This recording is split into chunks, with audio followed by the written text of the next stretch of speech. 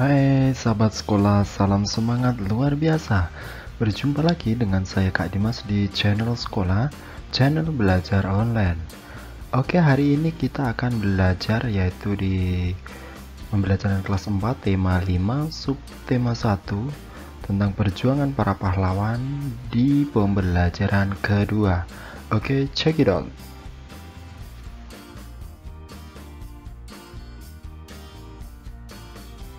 Sahabat sekolah, kamu sudah belajar tentang perjuangan Raja Purnawarman. Apakah sikap Raja Purnawarman mencerminkan nilai-nilai Pancasila? Ayo kita pelajari lebih lanjut.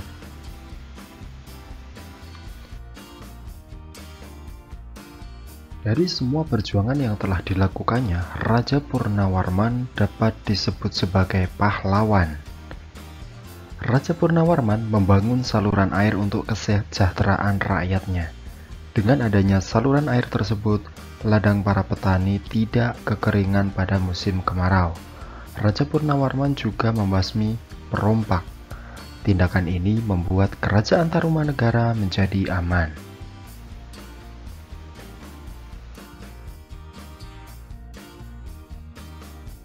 Oke sahabat sekolah, berdasarkan teks cerita tentang Raja Purnawarman, mari kita kerjakan soal berikut ini. Pertanyaan yang pertama, menurutmu apakah Raja Purnawarman mendahulukan kepentingan dan tujuan bersama?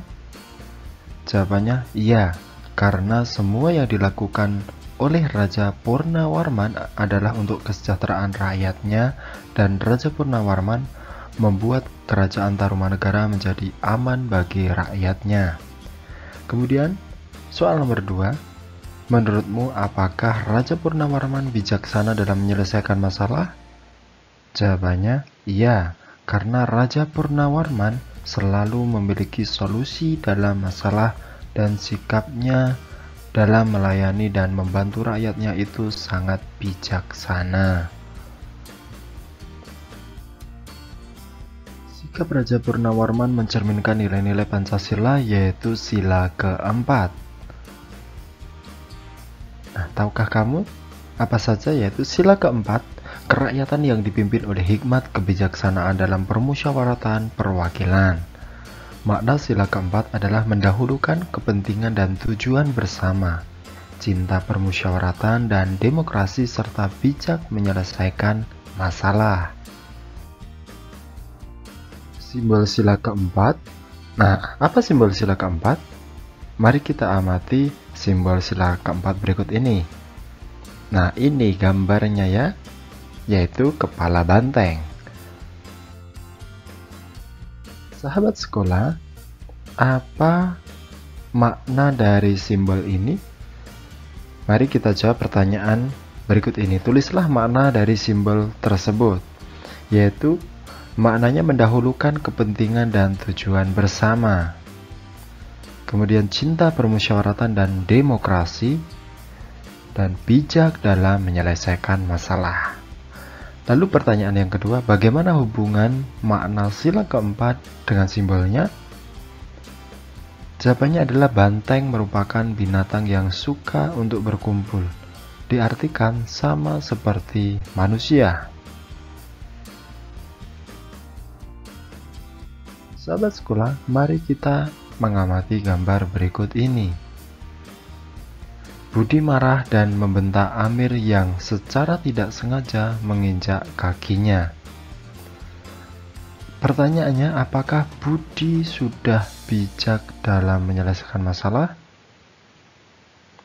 Jawabannya adalah belum, karena Budi belum bijak dalam menyelesaikan masalah, karena tadi Budi marah ya, disebutkan di situ.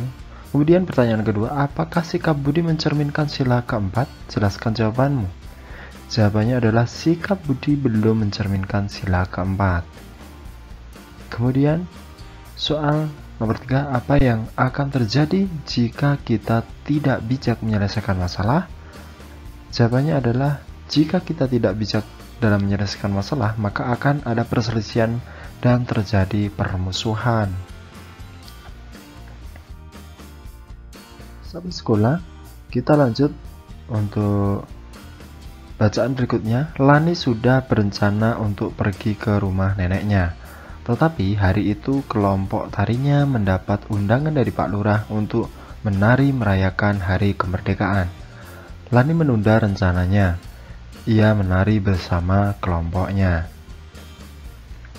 Nah, pertanyaan pertama, apakah Lani sudah mendahulukan kepentingan bersama? Jawabannya iya, karena Lani lebih mendahulukan kepentingan bersama dengan menari bersama kelompoknya untuk merayakan hari kemerdekaannya. Yang kedua, apakah sikap Lani mencerminkan sila keempat? Jawabannya iya, karena Lani dapat dengan bijak menyelesaikan masalah dan lebih mendahulukan kepentingan bersama. Lalu, pertanyaan yang ketiga, apa yang akan terjadi jika Lani tetap pergi ke rumah neneknya? Jawabannya adalah jika Lani tetap pergi ke rumah neneknya, maka kelompok tarinya tidak dapat tampil dalam perayaan hari kemerdekaan dan tidak tercapai kepentingan bersama kelompok tari Lani.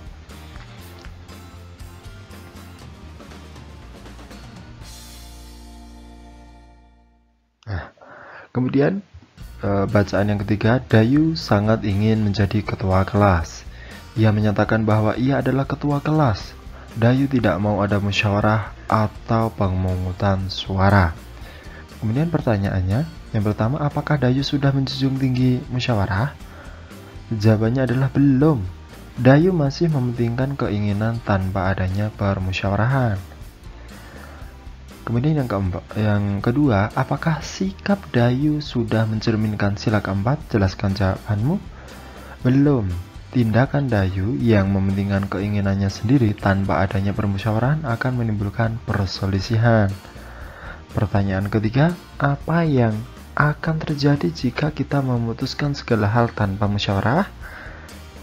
Ya, jawabannya jika memutuskan masalah tanpa musyawarah, maka akan ada pihak yang dirugikan dan dapat mengakibatkan perselisihan dan permusuhan.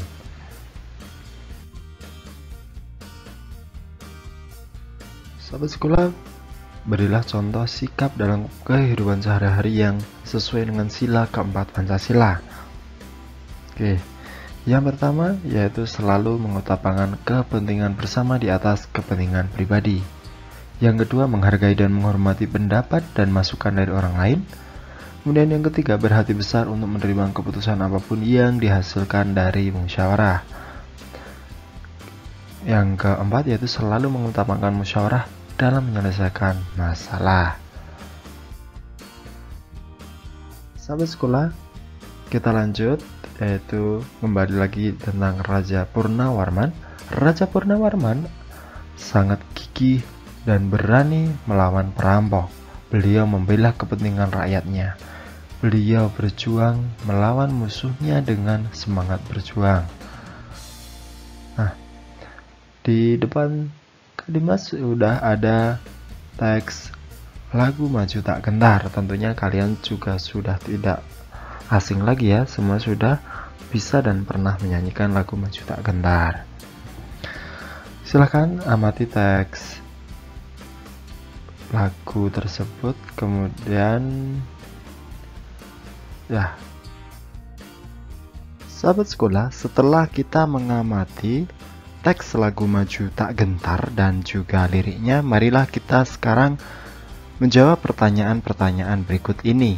Pertanyaan pertama, nilai baik apa yang terkandung dalam lagu itu? Yang pertama yaitu beranilah membela kebenaran. Yang kedua, jangan biarkan hak kita ditindas. Kemudian, ajakan bersama-sama atau gotong royong bersatu mengusir kejahatan. Dan yang keempat, semangat untuk menggapai kemenangan. Kemudian untuk pertanyaan kedua, apakah lagu di daerahmu ada yang menggambarkan lagu perjuangan para pahlawan? Jika ada, tulislah judul dan makna lagu tersebut. Nah, Kak Dimas ini menuliskan lagu yang ada di daerahnya Kak Dimas ya, di Jawa Tengah, yaitu Lagu Caping Gunung dari Jawa Tengah yang menggambarkan tentang rakyat desa yang pernah berjuang untuk kemerdekaan. Tetapi kemerdekaan itu hanya dirasakan sebagian orang. Sahabat sekolah, Raja Purnawarman berjuang melawan musuhnya dengan semangat perjuangan. Semangat perjuangannya perlu kita contoh dalam kehidupan sehari-hari. Ketika kamu belajar, kamu harus mempunyai semangat belajar supaya materi yang kamu pelajari bisa kamu pahami dengan baik. Apakah kamu sudah mempunyai semangat perjuangan saat belajar? Apa yang kamu lakukan ketika kamu menemui kesulitan? Nah, mulai sekarang contohlah semangat perjuangan Raja Purnawarman ya. Kemudian kamu akan belajar materi garis ya. Nah, sahabat sekolah, mari kita pelajari materi ini dengan semangat. Silahkan amati gambar berikut ini. Sahabat sekolah, apakah kamu menemukan gambar garis pada gambar di atas? Tunjuklah garis yang kamu ketahui. Nah, apa itu garis? Untuk mengetahuinya, kita akan melakukan percobaan berikut.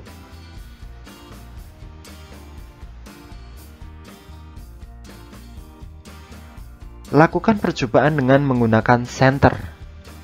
Nyalakan lampu senter dan amati sinar yang terbentuk. Nah, bagaimana arah sinar yang terbentuk? Sahabat sekolah bisa mempraktekannya langsung di rumah. Nah, dapatkah kamu menemukan titik akhir dari sinar itu? Apakah yang kamu simpulkan? Nah, kira-kira kesimpulannya begini ya jika sudah melakukan percobaan. Bahwasanya arah sinar merambat lurus dengan skala makin lebar. Kemudian titik akhir sinar tidak jelas karena tidak ada benda di depan sinar.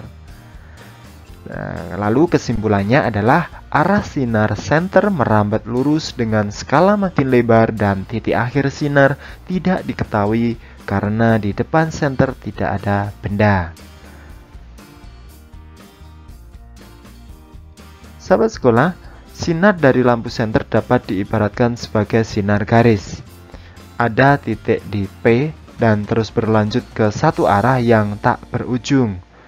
Perhatikan gambar di bawah ini. Ketiga gambar mewakili garis lurus, sinar garis, dan segmen garis. Nah, ini garis AB namanya. Kemudian ini namanya sinar garis AB. Lalu ini adalah segmen garis AB. Nah, sekarang temukan sebanyak mungkin garis yang ada di sekitarmu. Kemudian kelompokkan temuanmu ke dalam segmen garis, sinar garis, atau garis.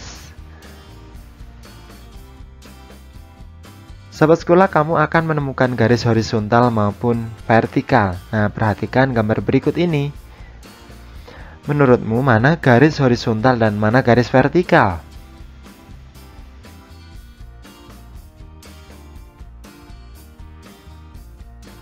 Nah, dari gambar yang ada di samping, titik E dan F berada pada satu garis vertikal. Ini namanya ya, dari atas ke bawah ini namanya garis vertikal. Kita bisa menyebut garis FE atau EF. Nah, tanda garis atau menunjukkan tanda garis di atas menunjukkan bahwa garis tidak berujung. Tidak ada ujungnya. Lalu garis kedua, yaitu titik G dan H ini berada pada satu garis yang namanya horizontal. Horizontal itu dari kiri ke kanan atau sebaliknya. Kalau vertikal tadi kan dari atas ke bawah atau sebaliknya. Kita bisa menyebut garis GH atau garis HG ya.